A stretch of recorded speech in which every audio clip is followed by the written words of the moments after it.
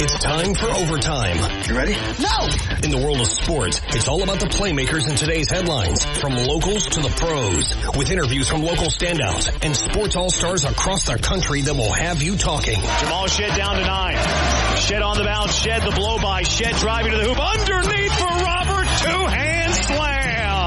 Hear from coaches to players, sports analysts, and broadcasters who are a part of the action every day. Overtime, now with Bert Ramin on ESPN 102.3 AM 1000 KSOO, Sioux Falls Sports Leader.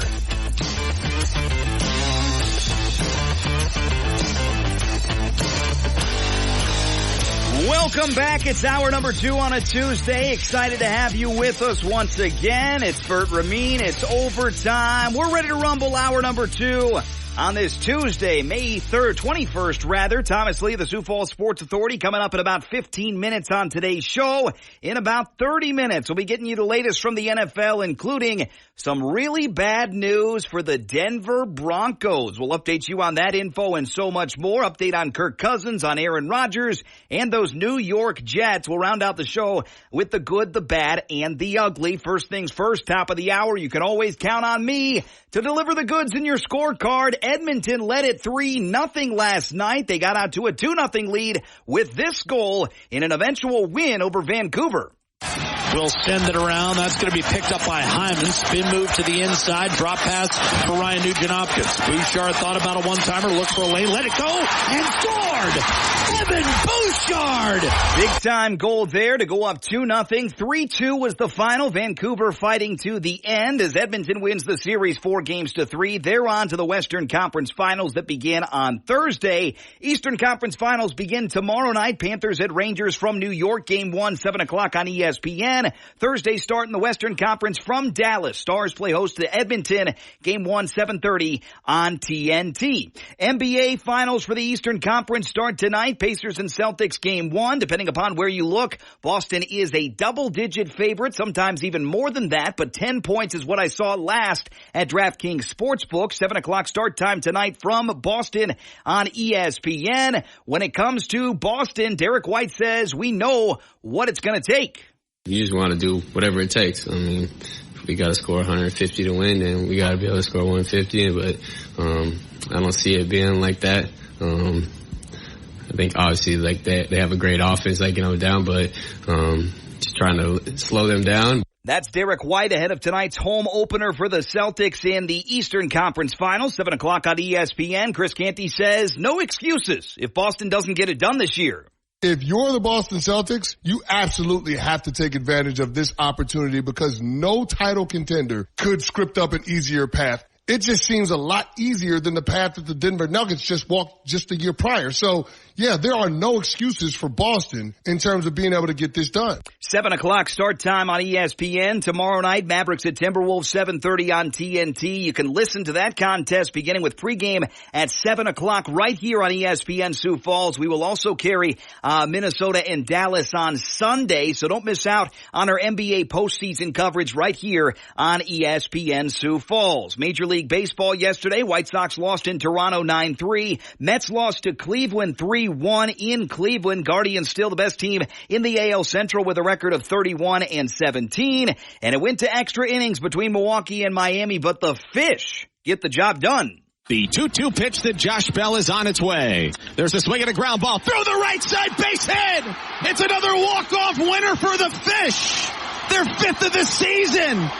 Bell, his 4th walk-off hit of his career. Here's my first petition to change the name of the Miami Marlins to just the Miami Fish, or the Miami Fishes. Sounds pretty darn good for Miami. 3-2 in extra innings. 27-20, the new record with the loss for the Milwaukee Brewers. Things continue to get worse for the Minnesota Twins in the recent stretch here. 7 straight losses. Last night, no different. 4-4, the new record for Pablo Lopez, who took the loss. 12-3, the final in D.C. The Nationals boat raced the Twins. They'll do it again today, 5 o'clock pregame, 5:45 the start time. Other finals, Kansas City. How about the Royals? They win game number 30 on the season. They're 30-19 with an 8-3 home win over Detroit yesterday. And St. Louis got a win as well against visiting Baltimore, 6-3, that final score. Twins and Nationals, 5:45 the start here on ESPN Sioux Falls. Other game worth noting, worth watching tonight on TBS, 6:40 the start time from Wrigley Field as the Cubs play host to the Atlanta Braves. WNBA final of note last night. The Indiana Fever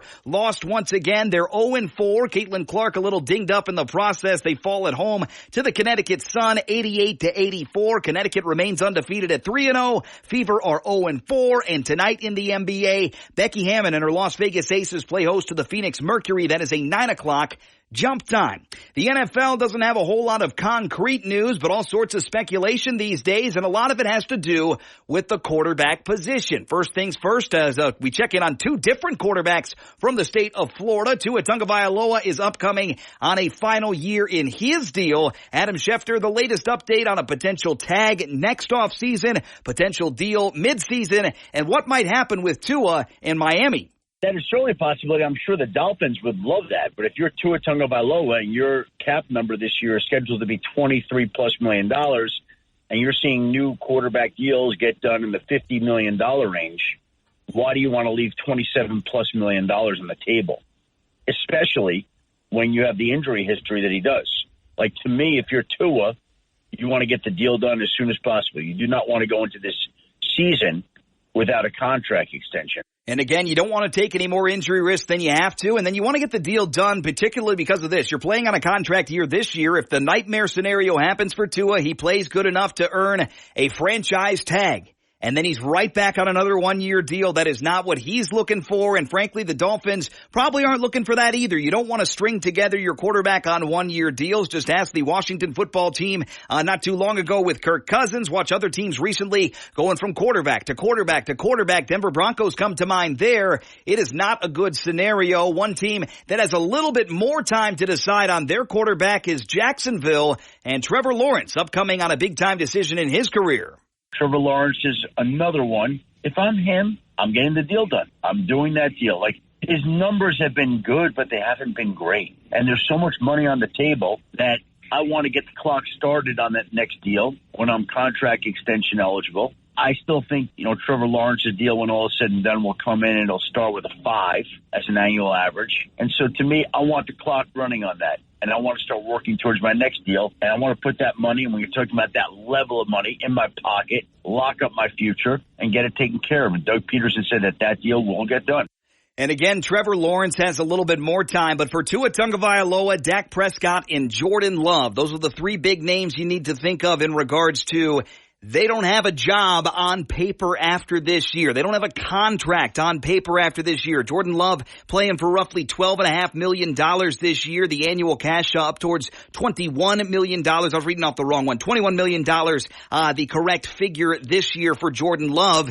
And he doesn't have a contract after this year. So if the Packers are wise, they'll get him done before Dak Prescott, before Tua, before Lawrence. They need to get out in front of this. It'll look like shock and awe and craziness. There'll be some haters out there saying, you paid Jordan Love what? He's only put together one good year, one decent year. And I understand that, but it's about expected future performance as well. They don't pay you in the NFL for what you've done. Just ask all the long line of running backs over the last 5-10 years that have seen their value go down, down, down, down, and continue to go down. It's not about what you've done. It's about what you're planning to do for a franchise or otherwise moving forward. And I got to tell you, if I were drafting up deals for those four quarterbacks, it's hard to say who is where, but Tua is probably the riskiest proposition and probably the least out of those four.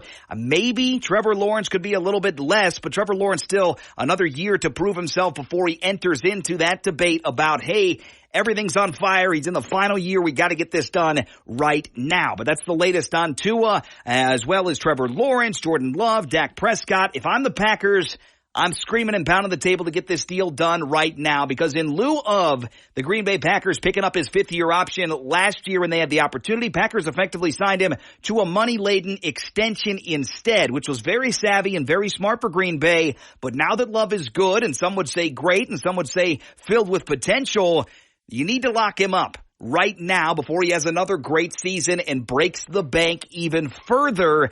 I think the Packers should and will pay Jordan Love in the near future. 7-seeded Augustana fell on Sunday afternoon on the baseball diamond to UT Tyler by the score of 2-1 in extras. We do have some clarity in regards to their schedule today and beyond. 12:30 the start time today. They'll take on Wilmington of Delaware, 12:30 Central Time. If Augustana wins, they'll play again at 5:30 in the double elimination tournament. Follow along at goaugie.com/live. Other Reliabank headlines of the day here for hour number 2. South Dakota State outfielder Cale Frost was named not just the Summit League Player of the Year, but also was named the Newcomer of the Year today from the conference as league officials announced the 2024 All-League Baseball teams. Frost becomes the first Jackrabbit in program history to garner the league's top accolade, while Oral Roberts right-hander Jacob Hall became the 4th straight Golden Eagle to collect Pitcher of the Year. Frost was one of a league-high 5 Jackrabbits to earn a spot on the first team as he was joined by second baseman Cade Stuff, DH Dawson Perry, utility man Drew Sagedahl, and starting pitcher Nick McKay, who is the only 3-time All-League recipient among the 2024 honorees. South Dakota State and Oral Roberts each had 2 players on the second team,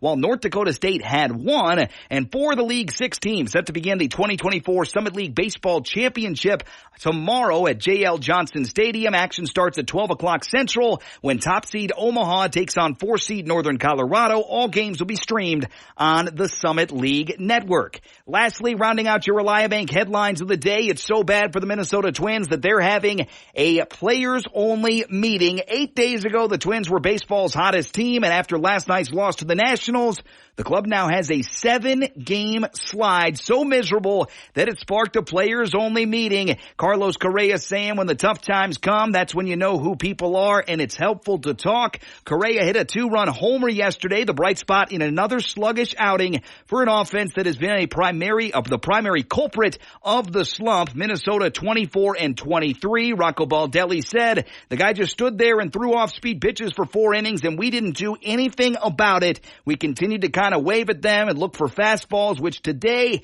they weren't coming. Things are ugly for the Minnesota Twins. They were ugly off the jump. Beautiful in the middle stretch so far, and 7 games in a row on the wrong side of things for the Minnesota Twins. If you're hopeful or impatient and hoping that they get back on the right track, you'll have the premier opportunity to listen to it tonight. 5 o'clock pregame, 5:45 the start time from D.C.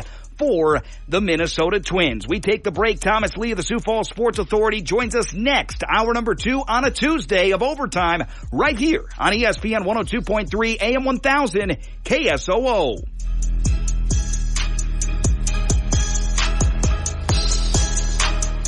It's so convenient. Sports on the go. Download the free app now. This is ESPN 102.3 and AM 1000 KSOO, Sioux Falls Sports Leader.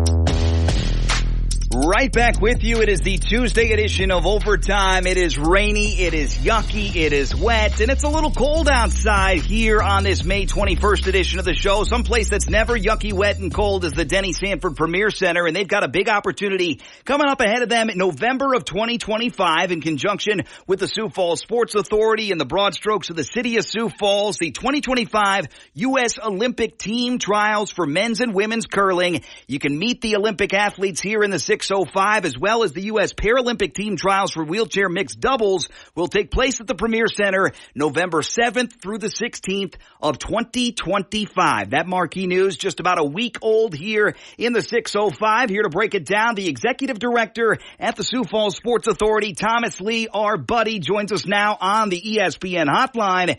Thomas, quite the announcement, quite the moment ahead for Sioux Falls. Welcome to the show. How you been? Hey, I'm great, Bert. How have you been? I've been very well, and I know you're doing well because last week when I talked to you, we were trying to get you on. Your voice was absolutely gone. So where do you go for stuff like that? Are you an old man with the tea? Do you do the cough drops? How did you attack that thing to sound so glorious today? Yeah, honestly, it was kind of nice. I think my family enjoyed it. I kind of enjoyed it. I didn't change a single thing. Red Bull, coffee, junk food, whatever I was doing, I kept doing. And I knew time would get it back.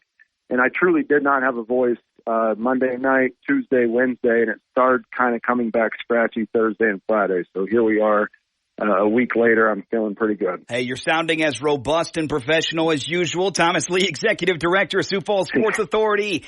USA Curling heading here to the 605. Very exciting stuff. Let us behind the curtain a little bit from the planning and the dream stages of this to the announcement last week. So we got the RFP request for proposal, as many other cities did back in, I'm just going to say last August. And it's not that we had curling trials on our radar. We don't have this bucket list of items that we have to go get. We're going to go get. We want to go after whatever comes across our desk that's a good fit for our city, for our venues, our hotels. And that just happened to be one where it checked enough boxes. It's new to us. It's something different. We've never hosted Olympic trials. Our city certainly hasn't hosted Olympic trials. It fits the dates of the Premier Center. And we talked with the local curling club, and they were all enthused about it.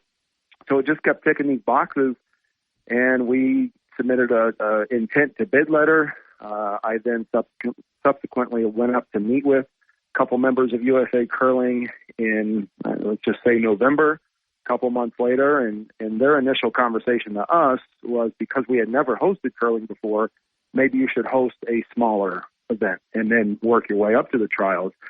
And I said, that's fine too, but right now we're bidding on trials. Yep. That's what's in front of us. That's what we want to bid on. And so for the next couple hours, they never really brought up those smaller events again, because I think they realized how great our Premier Center is, how important this event is going to be to our community. And from there, about a month later in December, we got our bid in, and then they came and visited us on a very cold, I'm going to say January, maybe early February week here, when it was minus 40 degrees. And that is not ideal when you're trying to showcase your city, but it is a winter sport, and they understood the circumstances. Had a great visit. They loved the Premier Center, and got a sense of our town in that few days. And about a month later, in March, we got the official word from them. 2 months later in May, we made the official announcement publicly. And it's a lot of fun, and I wanted to say thank you for everybody, or from everybody here in the 605 and beyond, because it's going to draw from Minnesota, it'll draw from Nebraska, it'll draw from both Dakotas, and Iowa as well, because a lot of people are going to come and watch this and have a chance to meet the Olympians. So when it comes to the format, what to expect, and people, I think, generally have a concept of what curling is, although I'm sure the rules are lost on them. But they did say in the press conference that I had the opportunity to attend about the education in regards to what the heck's going on. If you come and attend, they'll fill you in exactly on what's going, the scoring, and of course, these are the Olympians. They form the teams here in Sioux Falls for the Olympics in 2026. So this is a really big deal, and a lot of big names coming here to the 605, right? It for sure. Yeah, the group that won the gold medal back in whenever that was, 2016, they'll be here competing. They've already qualified for the trials. And yes, to answer curling questions, there will be either local curlers or members of USA Curling in the crowd, literally probably wearing Ask Me shirts to help with those that need help with scoring or some rules. We'll do some things on the video board as often as possible at the Premier Center, just explaining what's happening right now. Right, it's kind of like watching hockey. I don't know every hockey rule, but I enjoy it. And I get the gist, right? Puck, net, score. And so you can watch the intricacies of curling, and if you know all the rules, that's great. But if you don't, you still get the gist. They're trying to throw curl that stone right into the center of that bullseye. And then the closest stones get the point. So, you know what I'm saying, Bert. It's watch it at its highest level. You're going to get the gist and the feel of it when you're in there. And then once you have questions, ask away. And I know it's going to be a ton of fun. And again, the big event, the first Olympic event, not only in Sioux Falls, but South Dakota, coming November 7th through the 16th, 2025. Until that time, stay tuned to sfsportsauthority.org for the latest news there. When it comes to tickets and more info, is that the place to go, or is there some place a little bit more pertinent to find info on tickets and things that are like that for the event? Yeah, that'll be a good place. usacurling.org will be as well. And when the tickets become available and we know when that will happen, probably I'm going to say this November, so about a year out from the event, tickets will go on sale.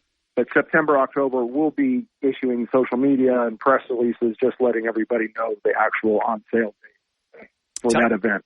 Thomas Lee, the executive director of the Sioux Falls Sports Authority, our guest here, Tuesday edition of Overtime. On the kind of big perspective here as far as what you do and the mission of the Sports Authority, you guys are always out to grow sports and opportunity for Sioux Falls and expand and get more events and more interest here and abroad and regionally. So the question remains from a lot of people, why curling and what's ahead is kind of the two-part question. So what do you say to those folks that are saying, how did curling get on the map? Why is it here now? And then what is kind of next on the docket for you guys at the Sports Authority?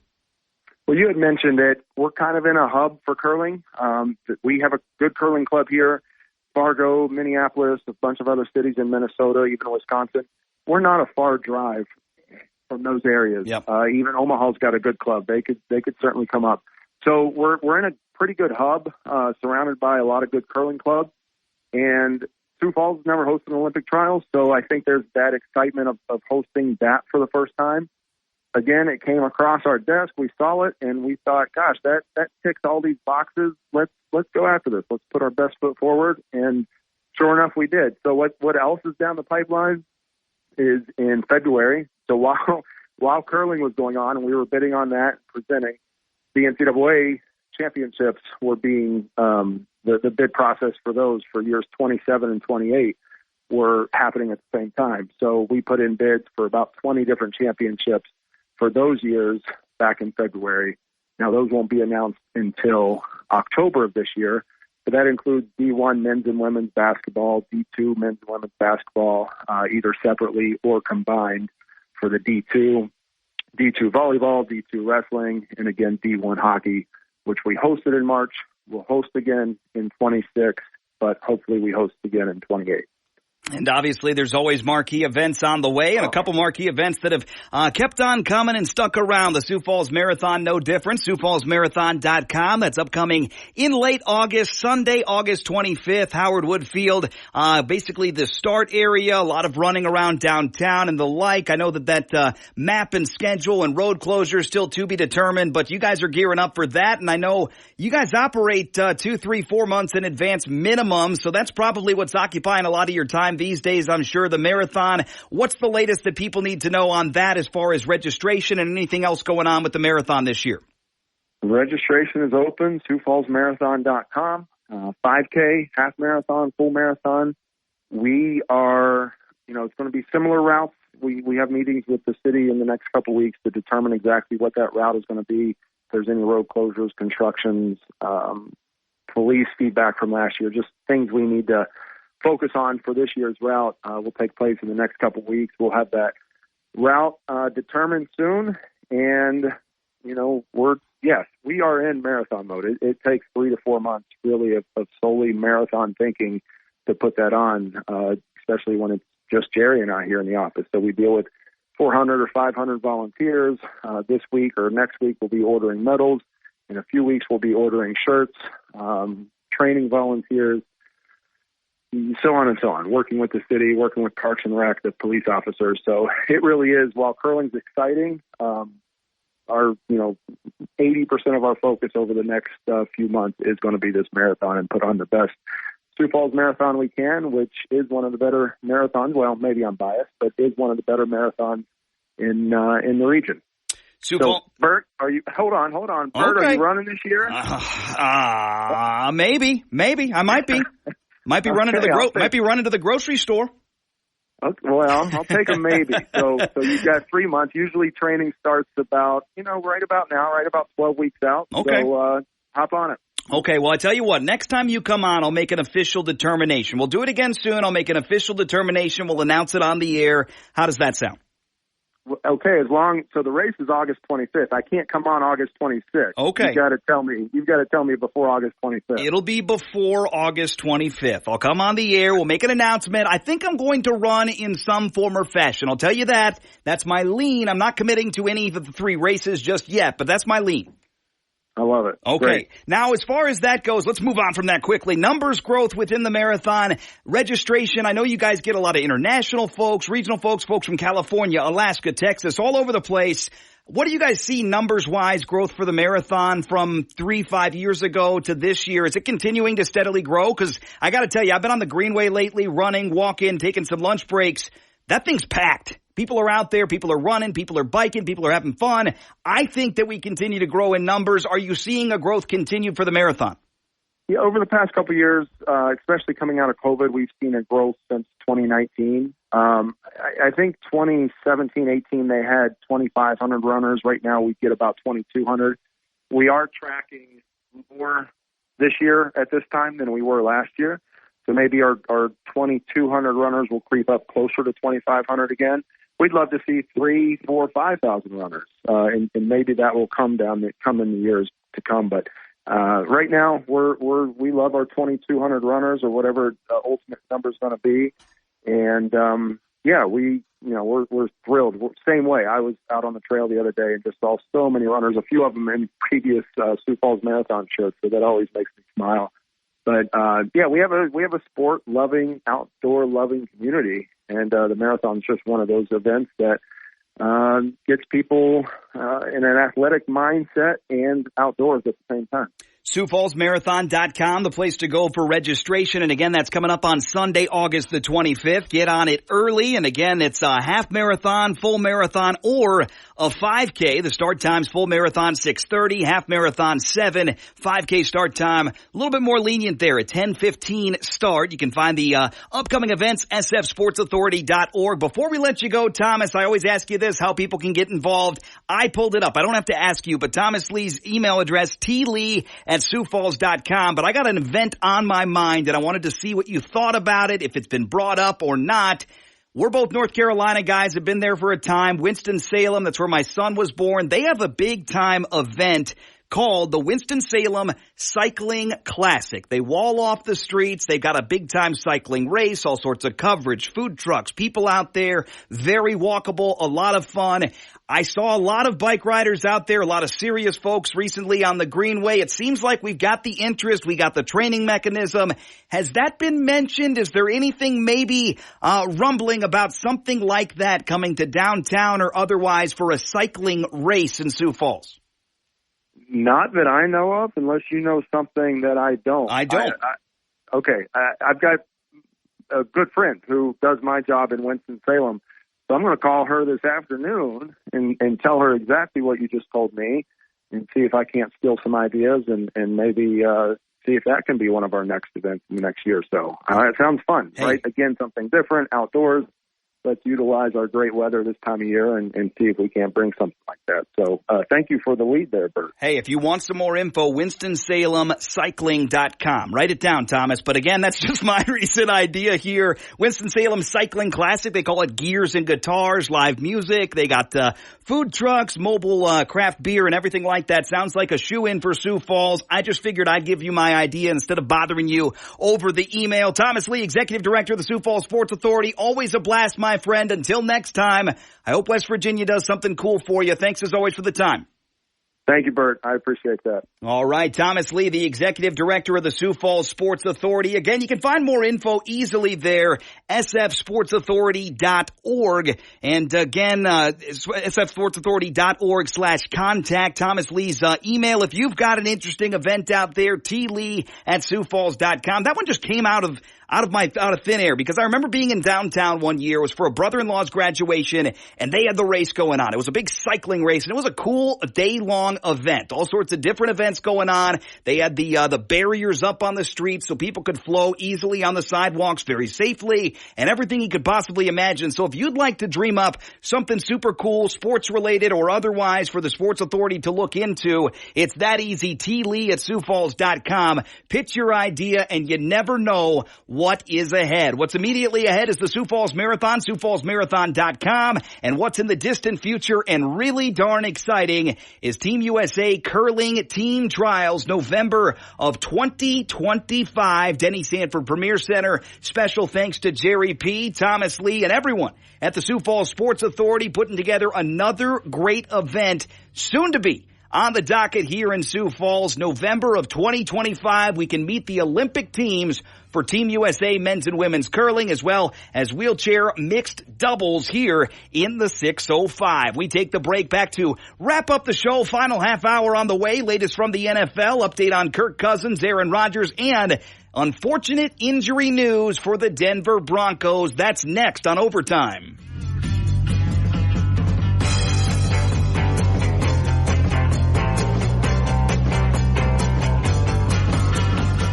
College hoops and NFL and Major League Baseball. It's all here on ESPN 102.3 and AM 1000 KSOO, Sioux Falls Sports Leader.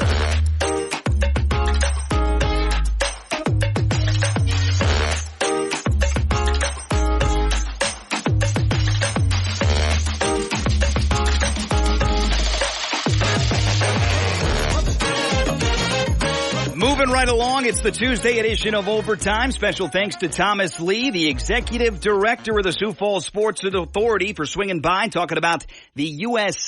curling team trials for the Olympics coming up here in Sioux Falls in November of 2025. That big announcement made early last week between the Premier Center and the Sioux Falls Sports Authority. More info, sfsportsauthority.org. And also, the Sioux Falls Marathon registration continues to be open, siouxfallsmarathon.com. Really unfortunate news for the Denver Broncos this morning from ESPN.com. The Broncos will have to wait and see how much linebacker Drew Sanders has improved from his rookie season in 2023, because the third-round pick a year ago will now miss at least most of next season. Sources told ESPN last night that Sanders suffered a torn Achilles tendon early in the team's offseason program. As it first reported by News 9 in Denver, Sanders had surgery to repair the torn tendon, and his recovery time is expected to be between 6 and 9 months for the injury. It does leave open the possibility that Sanders, who the Broncos selected in the third round of last year's NFL draft, could return before the end of the season if his recovery goes well. It is unclear what day Sanders suffered the injury, given that Coach Sean Payton had consistently said he would not discuss injuries in the offseason or player-specific progress in recovery. But 7 days before the draft opened on April 25th, General Manager George Payton was asked about the team's need at outside linebacker and included Sanders in the mix for the defense this season. So, yeah, really bad news, bad look. Drew Sanders out for the majority of the season for the Denver Broncos. Now, other news.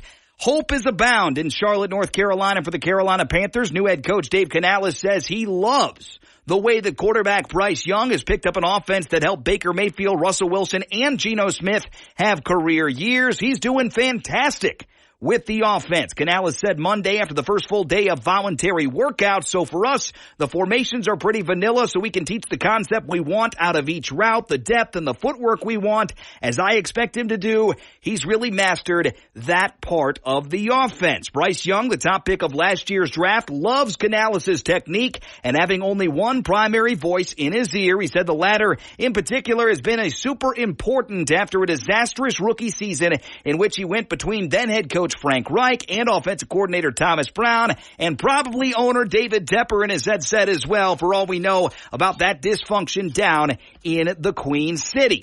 Now for NFL news, quickly an update on the Falcons' new quarterback, Kirk Cousins. Not Michael Penix Jr., but Kirk Cousins offering up a little bit more on his status right now in recovery from an Achilles injury. By the way, Achilles injuries very much in vogue these days in the NFL. We've seen a ton of those, 5, 6, 7, or 8 in the last calendar year, including Kirk Cousins. And he says if the Super Bowl was being played today and the Falcons were playing in the big game, quarterback Kirk Cousins says he would be ready to go despite still recovering from an Achilles injury he suffered last year.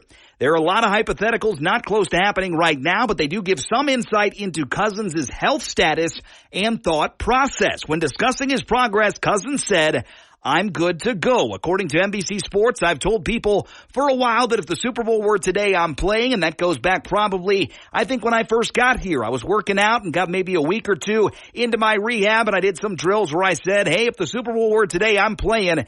and they all seem to agree the Super Bowl is 264 days away, and the Falcons are not currently a favorite to win it all this year. They've got the 14th best odds, so not insurmountable.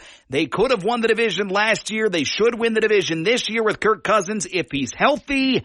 We'll wait and see, but good to know that Kirk Cousins is on his way back, as is Aaron Rodgers and the New York Jets. Fun article, interesting article, and an eye-roll article for most of you out there listening. ESPN.com, Mike Clay put an article up just to ruffle some feathers, I'm sure. Why the Jets? Aaron Rodgers will win the Super Bowl. It's been a minute, but the New York Jets are back, and by back, I mean legitimate Super Bowl contenders, says Mike Clay of ESPN.com. And I know you're thinking, here we go again, every year, same story.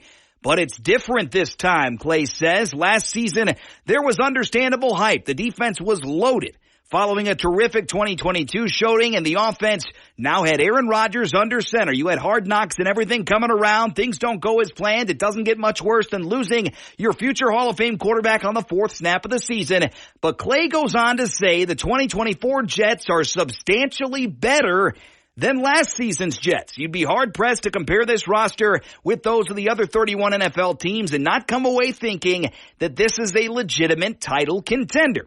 So let's take a look at what the New York Jets have built and lay out why the Jets will win the Super Bowl next February. This is a serious article from Mike Clay at ESPN.com, and I got to tell you, after reading through this, my opinion has not changed on the New York Jets because my opinion on the New York Jets is pretty darn good. I think they will win the AFC East. I said it earlier. I'll say it again. I'm still not definitive on it, but I do like them to win the division. Buffalo and Miami are good teams. They're not great teams. Buffalo took a huge step back. Miami shoots themselves in the foot every single season, it seems, and the New York Jets have the tools. But let me ask you this in regards to the Jets. When was the last time that the team that won the Super Bowl didn't make the playoffs the year prior? I thought it was way long ago. I thought it was very, very rare, but it's pretty darn recent. I did some really quick research during the break on that thought because I thought about it. It takes time to get good to great in the NFL. It takes time to get from bad to good as well. And the New York Jets are not bad. They're okay, but they weren't a playoff team last year. They weren't a playoff team the year before that either. They have a long way to go on offense, but if anybody can get it done for them, I think it's Aaron Rodgers at this stage of his career. The last team to do that, by the way, the 2019 Tampa Bay Buccaneers, got some guy named Tom Brady the next year, and he came and won it all in 2020 down in Tampa.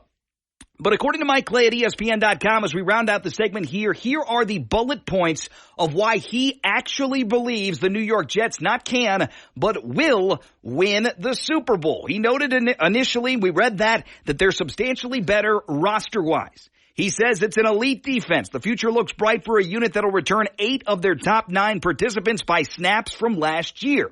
They've got a much improved offense. I don't think that's up for debate. They got the improved potential on offense. Mike Williams, huge upgrade over Allen Lazard and Randall Cobb. Malachi Corley, the rookie, all sorts of hype with him. The Yak God, the Yak King, whatever he was called in college. I like Malachi Corley as a rookie this year to do some damage for the New York Jets. Much improved offense and supporting cast, that's a check. I don't agree with this word, but he put formidable offensive line. I would say improved offensive line. You can't say formidable without the proof in the pudding. They have not proven that. He's got a big check mark here for Aaron Rodgers being back. That's great. I love Aaron Rodgers. I've loved Aaron Rodgers, the football player, for a long, long time. But the fact of the matter is, last year, he was off the field injured. The year before that, letdown, broken thumb, travel, all sorts of distractions, bad look for Aaron Rodgers in Green Bay. The 2 years prior to that, MVP, early exits from the postseason, both seasons. Aaron Rodgers has the ability. Can he stay healthy? Can he be that guy for the young teammates that he wasn't in the stretch, down the stretch for the Green Bay Packers? We'll wait and see, but Mike Clay is very high on the New York Jets, and some of you would say very high on something else, but again, the other Big bullet points in this article: the state of the AFC East, the Bills being down, the Dolphins being down, the light strength of schedule, and a manageable road to the Lombardi Trophy. If you're a Jets fan or a Jets hater, that is a can't-miss piece right now. Mike Clay, ESPN.com, building the hype train, throwing some coal in the stove of the locomotive as well for the New York Jets this season. ESPN.com, Mike Clay with the article, Why the Jets and Aaron Rodgers Will Win the Super Bowl. Love it or not, it's the middle of the offseason. Give them some due, because that's a great article and an optimistic look at the New York Jets here in 2024. When we come back, let's finish up the show. It's time for the latest and greatest edition of The Good, the Bad, the Ugly. It's next on Overtime.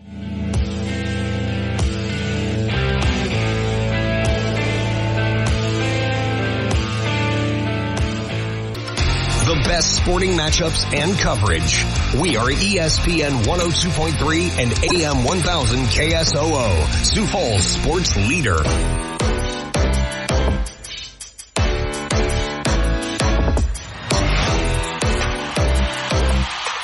Right back with you, set to wrap up this Tuesday edition of Overtime. Thanks for sticking with us on this rainy, yucky, no good day. We got some good, we got some bad, we got some ugly. Let's hit it to finish up this Tuesday of Overtime.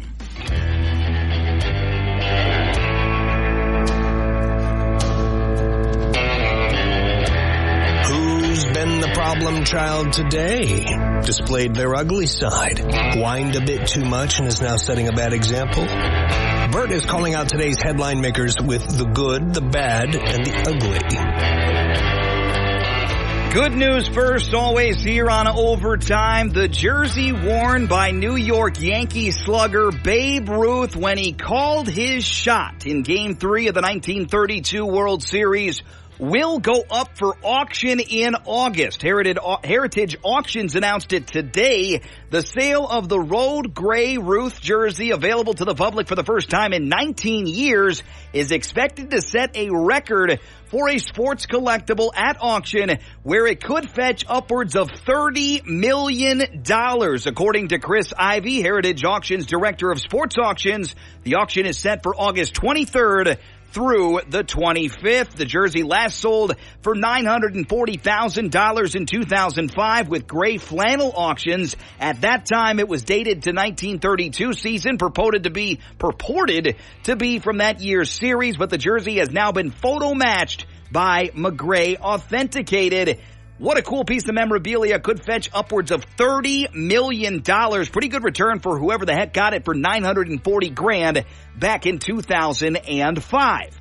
On to the bad. Anytime you call it a career, it's kind of sad, kind of bad. After 9 NFL seasons, Eagles wide receiver, former Dolphin, and former everywhere, Devontae Parker, former Patriot, has decided to retire as of last night. As much as he looked forward to his time with the Eagles, Parker resolved to spend more time with his family. That includes 4 children. Parker finished his NFL career with 369 catches, 5,266 yards, and 27 touchdowns. Now on to the ugly, senseless act of violence here to recap. Auburn running back Brian Batty is in critical condition following a shooting in his hometown of Sarasota, Florida on Saturday that also killed his brother Tommy Battle, age 24.